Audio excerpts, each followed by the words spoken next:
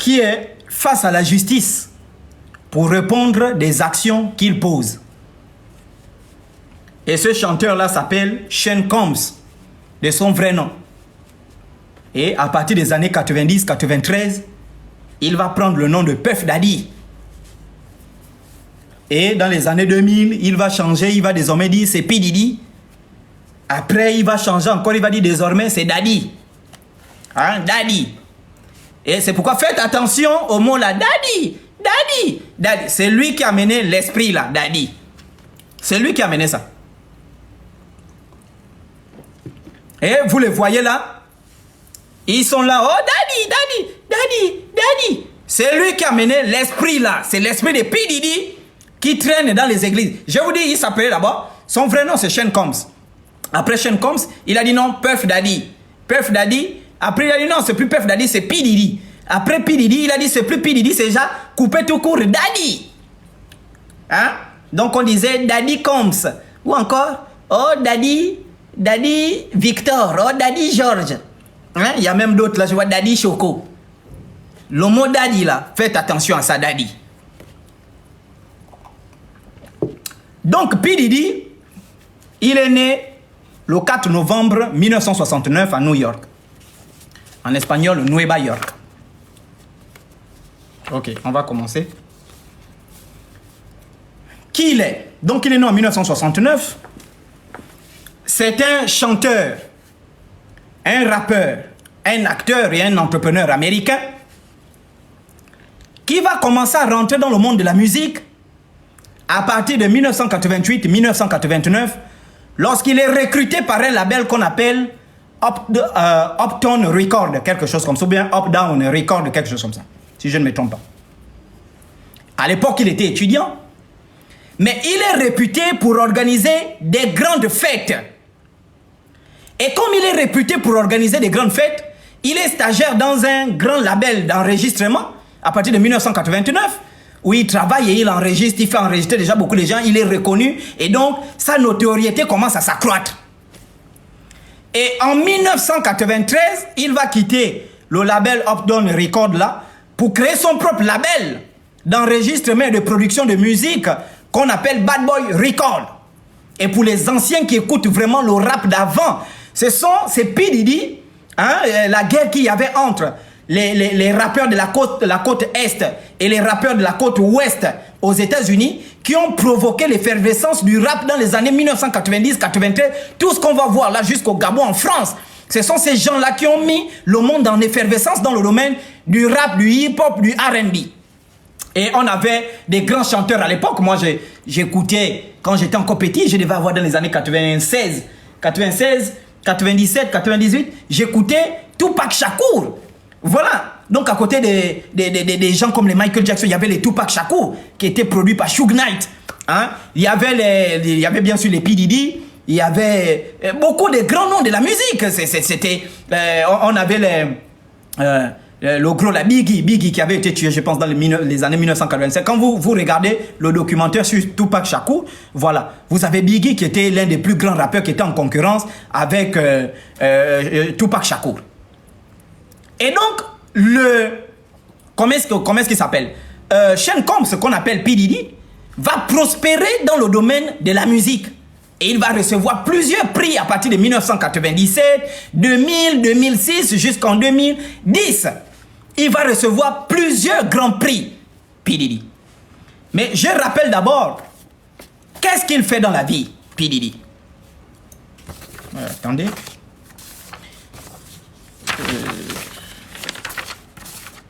J'espère qu'il ne faut pas que je me trompe. Qu'est-ce qu'il fait dans la vie? C'est un rappeur, c'est un acteur, c'est un danseur et c'est un homme d'affaires. Écoutez bien, hein? Écoutez ce que je suis en train de vous citer là. Et vous allez voir la transposition de l'esprit et du métier de cet homme-là dans les églises. Et, écoutez, dites là-bas décortique, je vais décortiquer. P. Diddy, il est rappeur, donc c'est un chanteur. Ensuite, il est acteur, il est danseur, il est homme d'affaires. Donc, étant homme d'affaires, Il va recevoir plusieurs prix dans le domaine de la musique, dans le domaine de l'enregistrement, dans le domaine... Toutes ces choses-là. Mais ce qui attire notre attention, c'est que depuis le 25 mars 2024, ces maisons ont été perquisitionnées par le parquet de New York. Suite à 4 plaintes qui ont été déposées par 4 femmes. Et donc, je rappelle que ce sont des femmes qui se sont levées pour faire tomber P. Diddy. Et vous, nos sœurs africaines, ici au Gabon, prenez conscience que c'est vous qui pouvez faire tomber ces pasteurs-là. Ayez le courage de vous lever.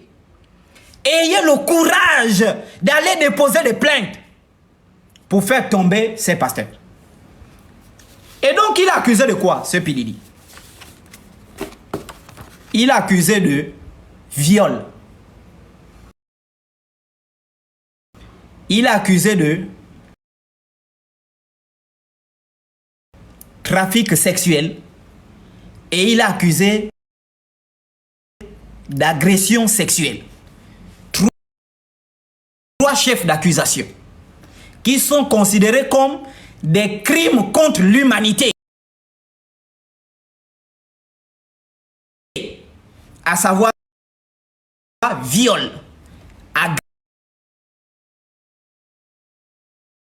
politique.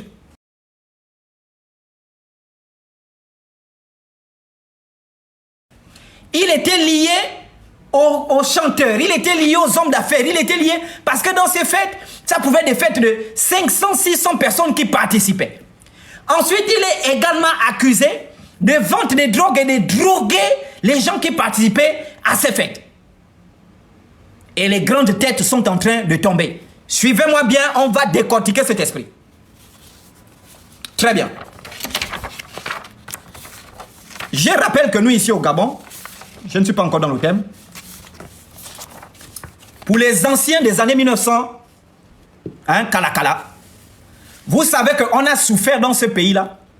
Il y avait 3 grandes nuits qui ont bousculé le Gabon. Il y avait la grande nuit de la musique, tout le monde connaissait ici. Les années 2004, 2005, 2006, 2007, il y avait la grande nuit de la musique. Où tous ces chanteurs-là, les Jay-Z venaient, Akon venaient, et ils ont ces chanteurs-là, nous ont fait rêver, les chanteurs comme Usher, les chanteurs comme les P-Square, les chanteurs comme les Ivy, les chanteurs comme les Jay-Z. Ils nous ont fait rêver pendant la nuit de la musique. Les gens partaient mourir à la nuit de la musique. Les gens ne pouvaient pas rater la nuit de la musique au stade Omnisport. Et tout ça, je me souviens de ces nuits de la musique-là.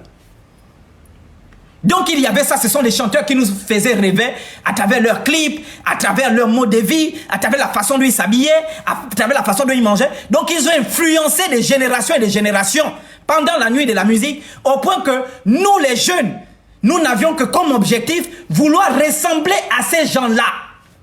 Et c'est pourquoi ces gens-là sont des influenceurs. Parce qu'ils ont influencé notre vie, ils ont influencé notre manière de nous habiller. Et pour ceux qui connaissent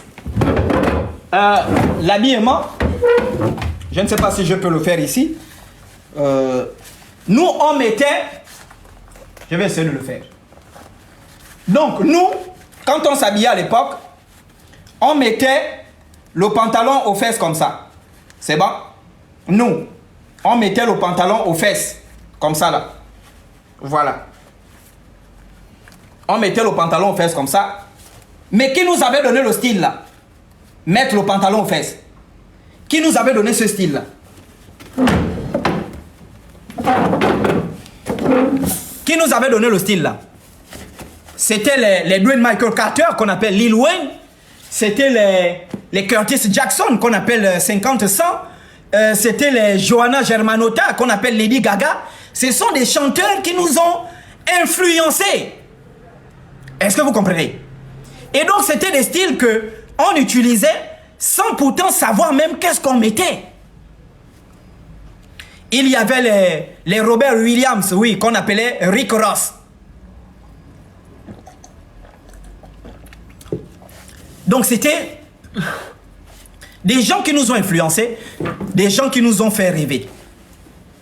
Et aujourd'hui, on se rend compte que, en réalité, tout ce rêve-là, derrière ce paraître-là, derrière cette vie de luxe, derrière cette vie de Miami, derrière cette vie de New York, derrière cette vie du paraître qu'ils avaient, les grosses voitures, les grands voyages, les grandes maisons. D'ailleurs, nous tous ici, les anciens des années 90, vous savez que ta chambre ne pouvait pas être une bonne chambre.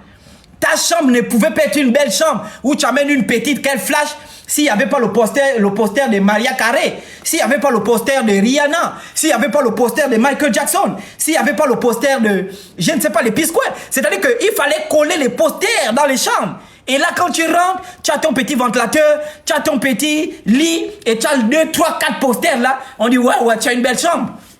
Voilà le poster de Robert Kelly, oui, qu'on appelle R. Kelly, le pédophile et couillon là. Donc c'était des gens qui étaient omniprésents dans nos vies, ces gens. Est-ce que vous comprenez un peu? Oui, mon frère, moi je connais tout le passé. Je suis un vrai connaisseur. Je vous dis que depuis les 96, 97, tout est enregistré ici. C'est-à-dire tout est enregistré, chaque événement enregistré. Donc on avait tous les posters. Donc la nuit de la musique nous a vraiment passionnés. Et à côté de la nuit de la musique, on avait également la grande nuit des arts martiaux ici au Gabon. Hein? Et on avait même fait venir l'un des disciples de Jean-Claude Van Damme. Voilà, qui était venu faire une démonstration en 2006. C'était des grandes nuits avec le grand maître Mafumbi Wapacha. C'était des grandes nuits, les nuits qui nous ont marqués. Est-ce que vous voyez? Ensuite, une nuit, il y avait aussi une nuit où on nous amenait des forces. Parce que les nuits là, la grande nuit des arts martiaux et la grande nuit de la musique, on ne nous amenait pas de force. Nous-mêmes, on partait parce que